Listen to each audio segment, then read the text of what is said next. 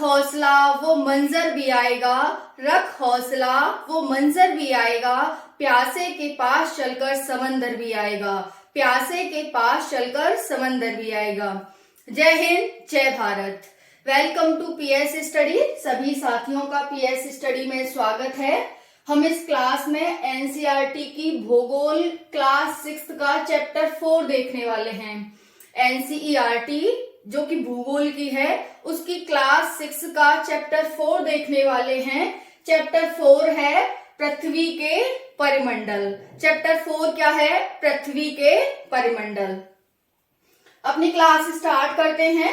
सभी एग्जाम के लिए इम्पोर्टेंट है। आप क्लास 6 में है उसके लिए भी इम्पोर्टेंट है, और कोई भी कॉम्पिटिटिव एग्जाम की तैयारी करते हैं उसके लिए भी मोस्ट इम्पोर्टेंट है। स्टार्ट करते हैं। यहाँ पर आपने देखा है ये परिमंडल है। पृथ्वी, जैसे पृथ्वी एक गोला है, गोला में जितना भी उसका गोला है उसको परिमंडल कहते हैं। ओके, तो यहाँ पर ये है परिमंडल। परिमंडल में जैव मंडल आता है। सबसे बड़ा क्या हो गया? परिमंडल। परिमंडल में जैव मंडल, जैव मंडल में जल मंडल, स्थल मंडल और वायुमंडल आते हैं। अब मैं आपको बता दूं कि हम इस क्लास में क्या क्या पढ़ने वाले हैं। स्थल मंडल क्या होता है? स्थल मंडल को ही मैदान कहते हैं। स्थल मंडल क्या है? जल मंडल क्या है? वायुमंडल क्या है? जैव मंडल क्या है? महाद्वीप क्या है? महासागर क्या है? स्थलाकृतियां क्या है? पठार क्या है? समुद्र तल क्या है? पर्वत, पवन, ये सब हम इस क्लास में पढ़ने वाले हैं। तो ये हमारी भूमिका है, यानी ये सब हम इस क्लास में पढ़ेंगे। सबसे बड़ा हमारा परिमंडल होता है पृथ्वी पर।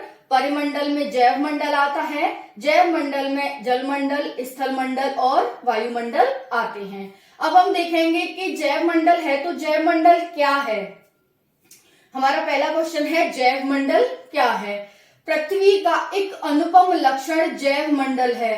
पृथ्वी का एक अनुपम लक्षण यानी कि एक विशेष विशिष्ट लक्षण ही जैव मंडल है, जहां पर भूमि, जल, वायु एक दूसरे के संपर्क में आते हैं। जहां पर भूमि, जल और वायु एक दूसरे के संपर्क में आते हैं, इसी को जैव मंडल कहते हैं। तो जैव मंडल क्या हो गया? आप सभी को क्लियर हो गया। जैव मंडल एक ऐसा अनुपम मंडल है जहां पर भूमि, जल, वायु एक दूसरे के संपर्क में आते हैं। जैव मंडल जीवन के अनुकूल परिस्थितियां पाई जाती हैं। जैव मंडल में क्या होता है? जीवन के अनुकूल परिस्थितियां पाई जाती हैं, जहां पर जीवन, पेड़ पौधे पाए जाते हैं। तो जैव मंडल क्लियर है। जैव मंडल में हमने देखा कि एक ऐसा विशिष्ट मंडल है जिसमें भूमि, जल, वायु एक दूसरे के साथ संपर्क में आते हैं। तो यहाँ पर देख लेते हैं जल मंडल की परिस्थितियां, स्थल मंडल की परिस्थितियां और वायुमंडल की परिस्थितियां। वायुमंडल से पता चल रहा है कि ये वायु का मंडल है, वायु का एक संयुक्त संघ है, वायु का एक संयुक्त मिश्रण है। इसी को क्या कहते हैं? वायुमंडल कहते हैं। स्थल मंडल क्या है? स्थल मंडल है एक विशिष्ट भूभाग को स्थल मंडल कहते हैं, यानी जहां पर भूमि होती है उसे हम स्थल मंडल कहते हैं। जल मंडल क्या है? जहां पर विशाल जलाशय होता है उसे जल मंडल कहते हैं। तो जल मंडल क्या है? आप सभी को क्लियर? जल मंडल एक ऐसा विशाल भूभाग है जहां पर जल ही जल पाया जाता है, उसी को हम जल मंडल कहते हैं। स्थल मंडल क्या है?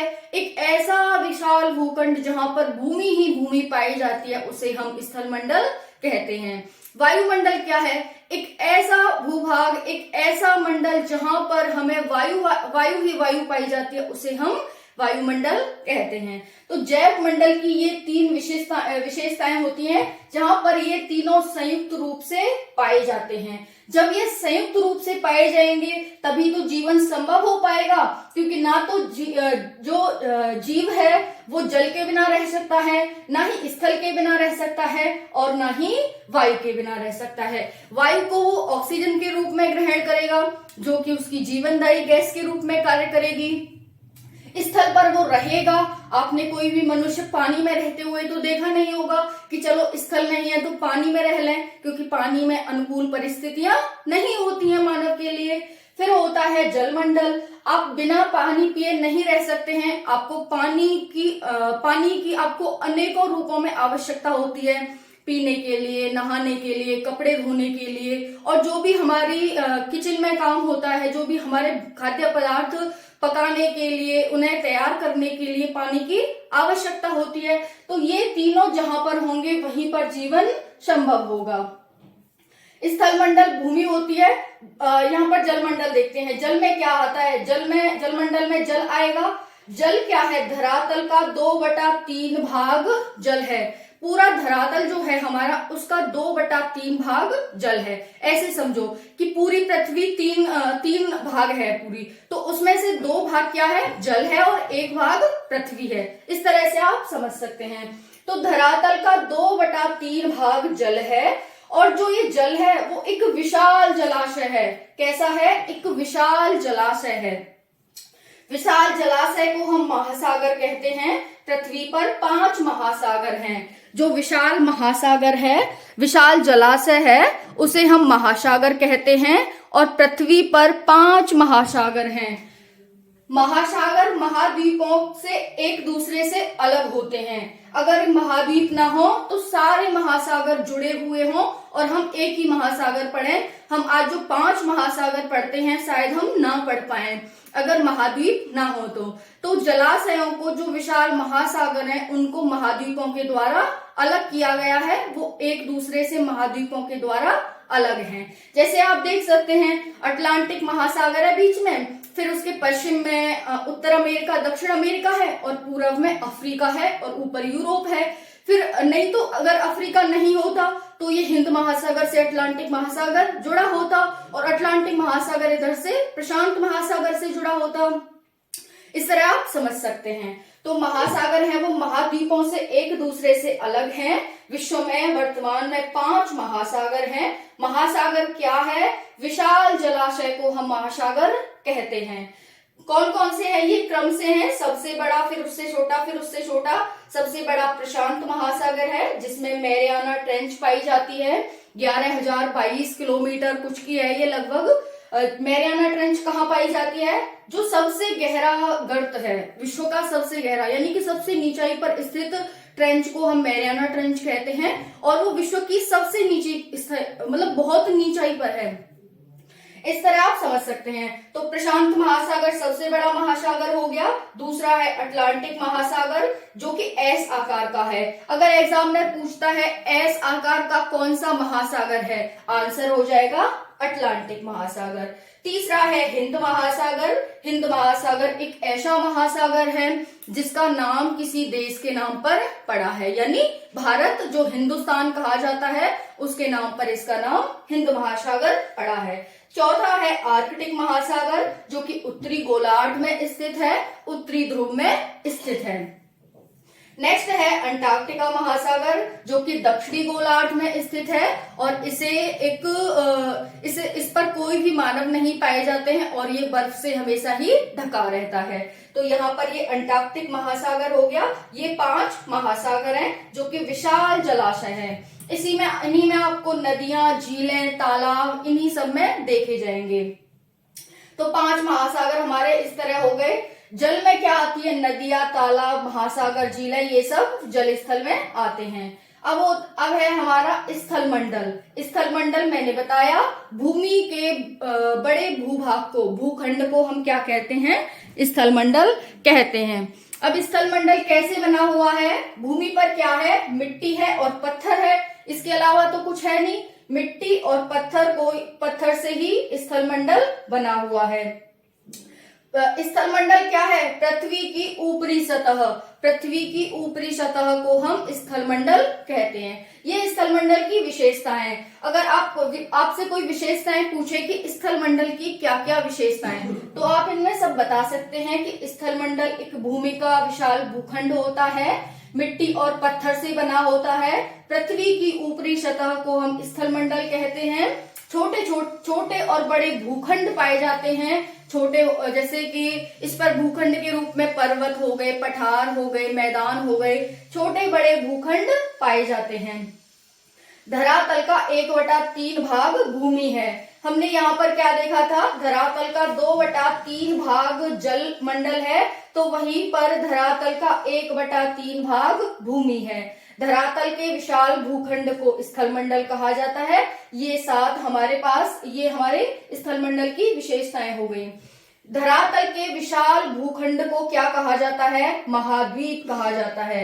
धरातल के विशाल भूखंड को महाद्वीप कहा जाता है। जिस तरह हम यहाँ पर जल के विशाल जलाशय को महासागर कह रहे थे, उसी तरह यहाँ पर धरातल के विशाल भूखंड को महाद्वीप कहा जाता है।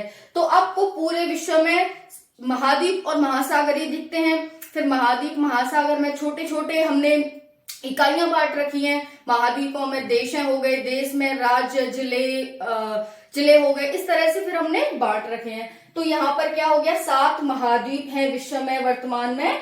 सबसे बड़ा एशिया महाद्वीप है जिसमें भारत पड़ता है।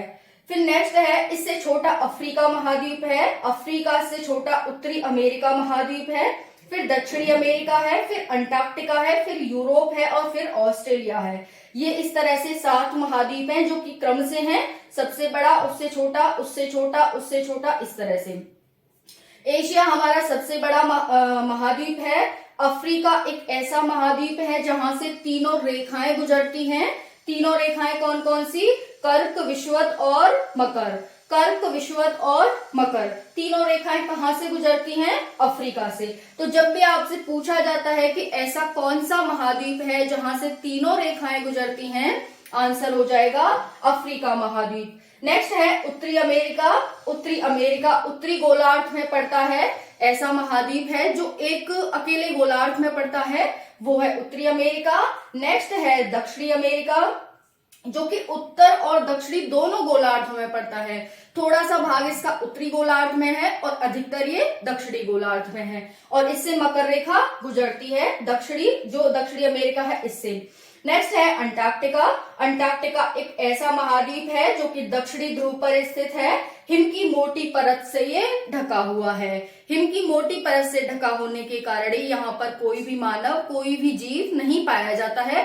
थोड़े बहुत जीव पाए जाते हैं जो कि इस कंडीशन को सहन करते हैं, इस कंडीशन के अनुकूल होती हैं, वो जैसे पेंगुइन वगैरह हो गए, ये सब थोड़े बहुत जीव इसमें पाए जाते हैं, लेकिन मानव नहीं पाया जाता है। अगर अंटार्कटिका पर जाना हो तो वैज्ञानिक वगैरह जाते हैं कुछ दिन के लिए, शोध वगैरह करने के लिए, बाकी इस पर कोई नहीं जाता है। फिर यहाँ पर यूरोप देख सकते हैं। यूरोप यूराल पर्वत और यूराल नदी से एशिया द्वारा अलग होता है। कभी कभी तो यूरोप को यूरेशिया ही कह दिया जाता है, क्योंकि यूरोप और एशिया दोनों मिले हुए हैं। आपने देखा है रशिया एशिया में भी पड़ता है और यूरोप में भी पड़ता है, इसीलिए कभी कभी दोनों महाद्वीपों को एक ही कहा जाता है, बट ये एक नहीं है, आपको नहीं कहना है, ये दोनों अलग अलग हैं। यूरोप अलग है और एशिया अलग है। यूरोप यूराल पर्वत और यूराल नदी से एशिया द्वारा अलग होता है। फिर आता है ऑस्ट्रेलिया महाद्वीप। ऑस्ट्रेलिया महाद्वीप हमारा सबसे छोटा महाद्वीप है, दक्षिणी गोलार्ध में स्थित है, और ये एक द्वीपीय महाद्वीप है, और ये एक ऐसा महाद्वीप है जो कि देश भी कहा जाता है और महाद्वीप भी कहा जाता है। जो हमारा ऑस्ट्रेलिया महाद्वीप है ये एक देश ही टाइप का है, लेकिन इसे महाद्वीप कह दिया गया है। तो आपको ये 7 महाद्वीप याद रखने हैं। एशिया महाद्वीप, अफ्रीका महाद्वीप, दक्षिणी अमेरिका, उत्तरी अमेरिका, दक्षिणी अमेरिका, अंटार्कटिका, यूरोप और ऑस्ट्रेलिया। ये हो गया एशिया। आपको पता है भारत एशिया में पड़ता है और एशिया भारत से कर्क रेखा गुजरती है। एक ही रेखा गुजरती है जिसका नाम कर्क रेखा है, और कर्क रेखा पर 8 राज्य पड़ते हैं, जिसकी आपको ट्रिक भी याद होगी, गमछाछार मित्र पर। गमछाछार मित्र पर आपको ट्रिक भी याद होगी, किसकी, कर्क रेखा भारत से जो गुजरती है 8 राज्य उस पर पड़ते हैं। अब हम यहाँ पर स्थलाकृतियां देखेंगे कि स्थलाकृतियां, क्योंकि पृथ्वी एक विशाल भूखंड है तो उस पर बहुत सारी स्थलाकृतियां पाई जाती हैं। स्थलाकृतियां पहले हम देखेंगे होती क्या है स्थलाकृतियां। तो धरातल का प्रत्येक स्थान एक समान नहीं है। धरातल का प्रत्येक स्थान एक समान तो नहीं है, कहीं पर पर्वत हैं, कहीं पर पठार हैं, कहीं पर मैदान हैं, कहीं पर गर्ते हैं यानी कि ट्रेंच हैं, तो अलग अलग है, ऊबड़ खाबड़ है। धरातल का प्रत्येक स्थान एक समान नहीं है, ऊबड़ खाबड़ है। समुद्र तल से कई हजार मीटर ऊंचाई पर इसमें कुछ भाग समतल तथा समुद्र तल से ज्यादा ऊंचे नहीं है। समुद्र तल से कई हजार मीटर ऊंचाई पर हमारे पर्वत पाए जाते हैं, पठार पाए जाते हैं। इनमें से कुछ भाग हैं जो कि समतल हैं और समुद्र तल से ज्यादा ऊंचे नहीं हैं। तो जो ऊंचाई पर हैं उनको तो हम पठार और पर्वत कहते हैं, और जो भाग कुछ ऐसे भाग हैं जो समतल हैं या समुद्र तल से ज्यादा ऊंचे नहीं हैं उन्हें हम मैदान कहते हैं। तो यहाँ पर हम इन्हीं स्थलाकृतियों को देखने वाले हैं जो कि पर्वत, पठार और मैदान है। पर्वत, पठार, मैदान क्लियर हो गया। पर्वत और पठार क्या हैं? ऐसे ऊबड़ खाबड़ भाग, ऐसे ऊंचे ऊंचे स्थलाकृतियां जो कि समुद्र तल से कई हजार मीटर ऊंचाई पर हैं, उनको हम पर्वत और पठार कहते हैं। और ऐसे भाग जो समतल हैं या फिर समुद्र तल से ज्यादा ऊंचे नहीं हैं, उनको हम मैदान कहते हैं। अब हम यहाँ पर स्थलाकृतियां देखते हैं, पर्वत, पठार और मैदान। हमने स्थलाकृतियां की डेफिनेशन देख ली कि हम स्थलाकृतियां में क्या क्या देखने वाले हैं। हम ये तीनों चीजें देखने वाले हैं।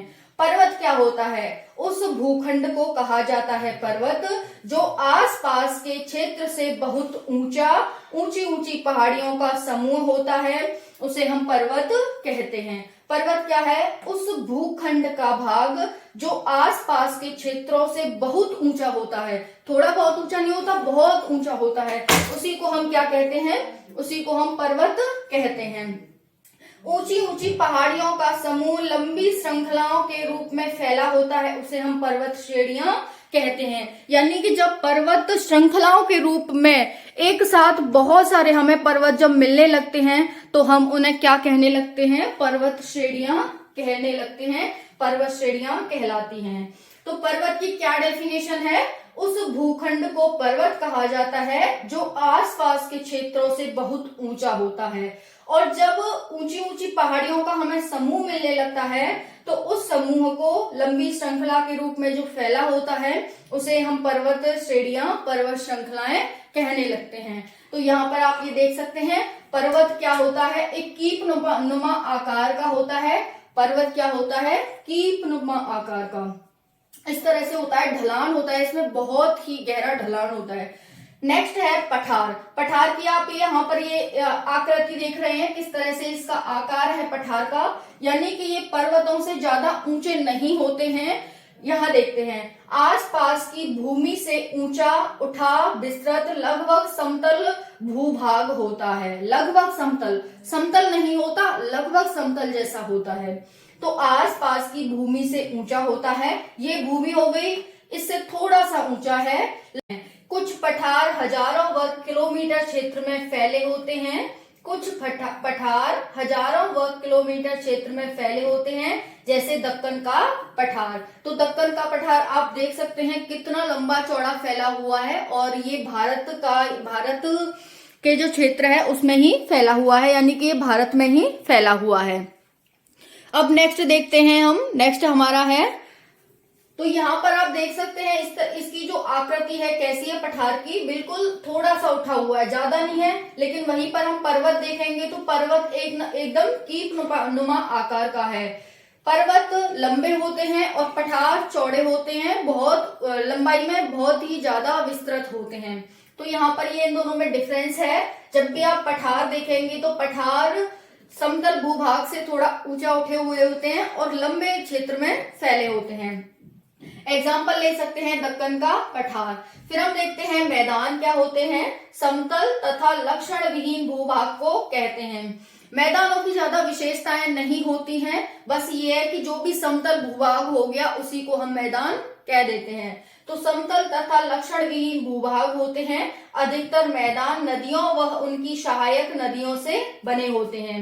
नदियों और सहायक नदियों द्वारा मैदानों का निर्माण किया जाता है। जब नदियां पर्वतों से, पठारों से निकलती हैं, झीलों से निकलती हैं, तो वो अपने साथ अपर्दन करती हैं। अपर्दन का मतलब है कटाव करती आती हैं, मिट्टी, बालू, कंकड़, पत्थर को अपने साथ लेकर के आती हैं और फिर उसे आसपास के क्षेत्रों में उसे विस्तृत करती आती हैं, फैलाती आती हैं, जिससे ही मैदानों का निर्माण हो जाता है।